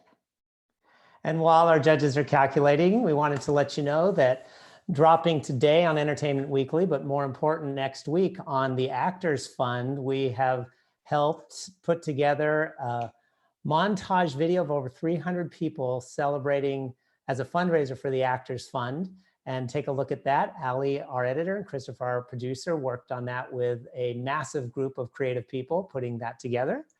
We also, a week from today, we have another Sing Tank because we had 13 cohort in this and 4 came directly from NAMT. These are festival shows that had been in the NAMT festival, and they are getting their own Sing Tank with a bunch of folk from NAMT who went through our Digitizing the Fourth Wall class. So same bat time, same bat channel next week, next Friday, to see more illustrious shows present.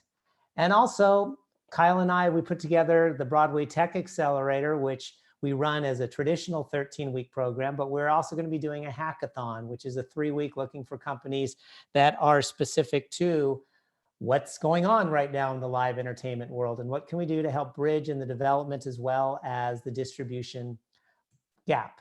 And finally, we are proud to announce that we are underwriting and supporting this year the week-long International Thespian Festival, which will all take place on Zoom, who is a sponsor of us, as well as being part of the International Thespian Festival. And all 5,000 to 10,000 of these people that normally come live are going to be doing their summer virtual with live events on Zoom, meeting stars and singing and dancing and doing all the things while we keep our art form going.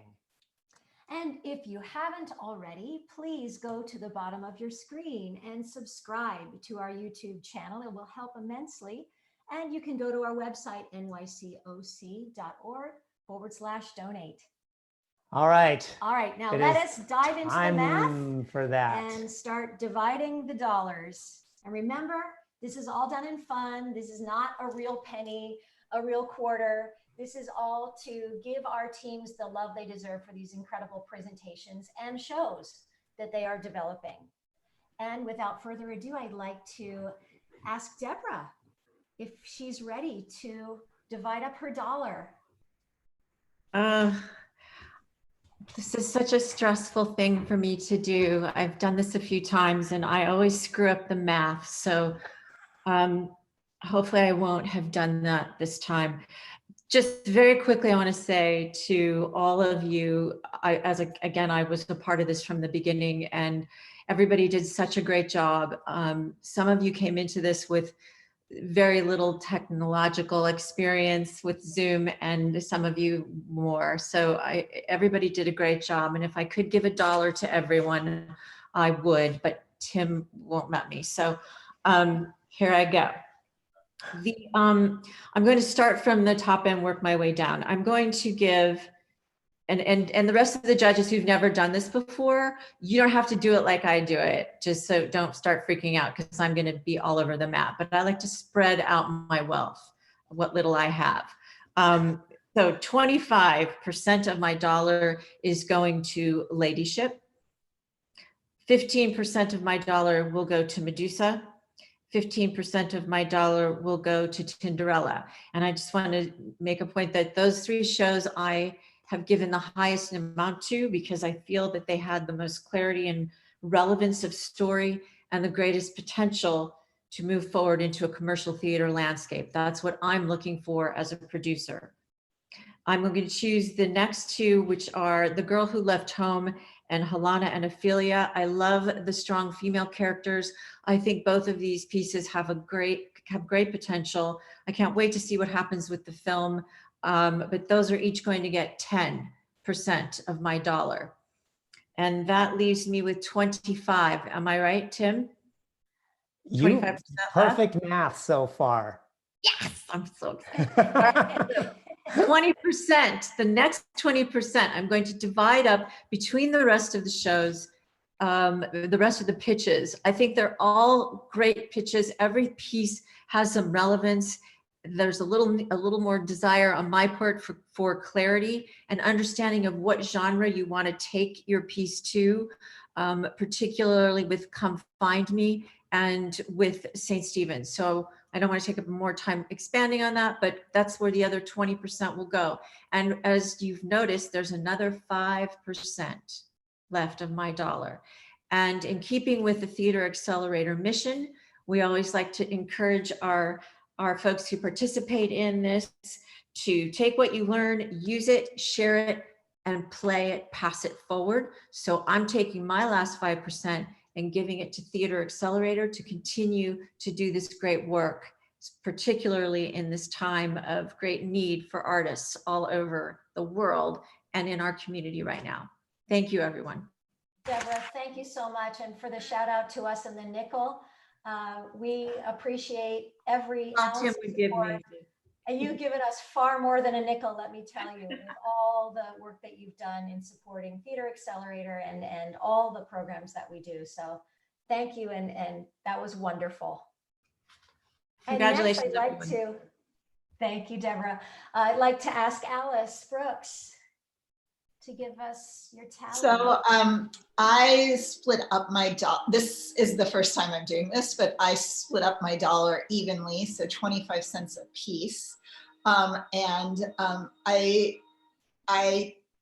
chose the projects that I felt needed to be told immediately, that had this really urgency to them for right now. So 25 cents to Ladyship, 25 cents for Medusa, 25 cents for Halona and Ophelia, and 25 cents for The Girl Who Left Home. Wonderful. Thank you, Alice. I love your reasoning as well. Thank you. Next, we have Arvind. Hi. So my first time judging this event. So I will preface it by saying I'm going to approach it the way I actually approach producing, which is I am a very low volume person. I don't tend to develop a lot of things. I don't tend to jump on board a lot of projects. I tend to be very, oh, what's the thing I want to do? And then I'll put all my energy into that. I spent 8 years doing Jagged and only Jagged in my stage life. I do more in my film and TV life. So I'm giving $1 to Medusa because that's the thing I would like to make that I saw today. That's not a comment, that there are other things that I found worthy and talented and interesting. I was intrigued by Ladyship. I enjoyed the youthful energy and approach of St. Stephen and the kids. And Tinderella, I think, could make money and could be enormously fun. But the thing I would like to make is Medusa. So that's where my dollar goes. That's a perfect way to do it. Thank you so much. And next we have Deeksha.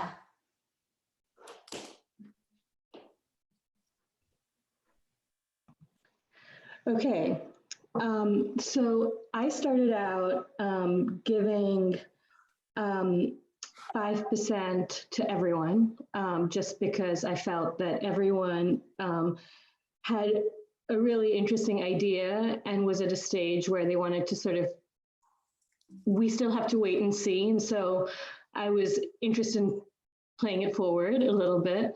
But that said, so I think that's 45%.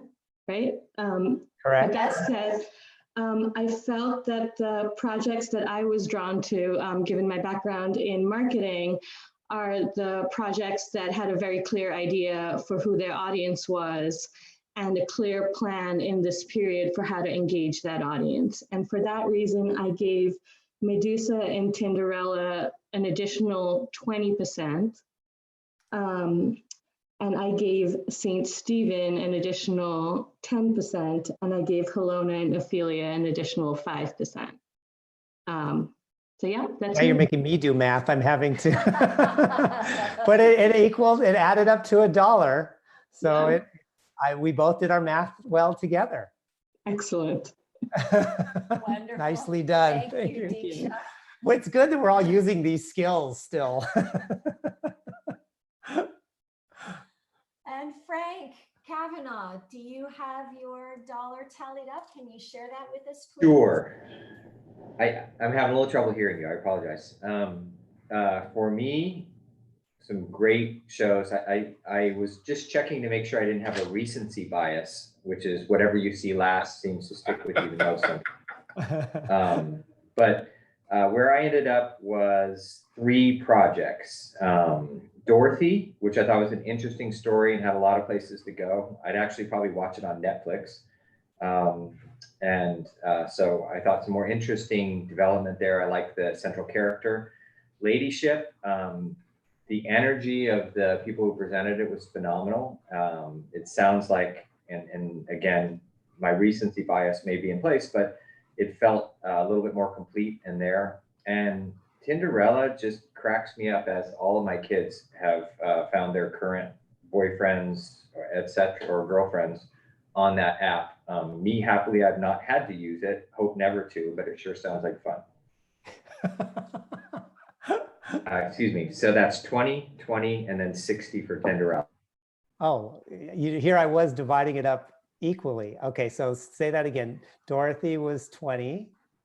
Yeah, so I was 20 Dorothy, 20 Ladyship, and kind of a modified, more the investor's version of this is I was making my biggest bet on Tinderella. Got it. Excellent. All right. Jonathan Ledin, can you please share?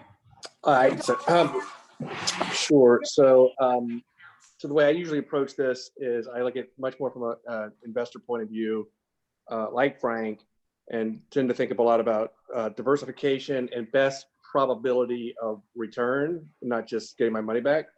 And also, so I look a lot at the team and the accessibility of the story. So if I'm not, and this was a great group, and but there are a lot of very niche-y pieces here, which, and I think as Tim's organization, you guys and Tim and Pamela are thinking more about things being able to go to video and so forth. I think that's a great vehicle because it's easier, it's to reach a target audience. But if you think about the big production and big risk, here's how it adds up. Halona and Ophelia, I'm not sure this is the vehicle. I wrote down Game of Thrones meets Romeo and Juliet. However, the team, this is your first time out of the gate, and it's a good start, so I'll invest in the team at 15.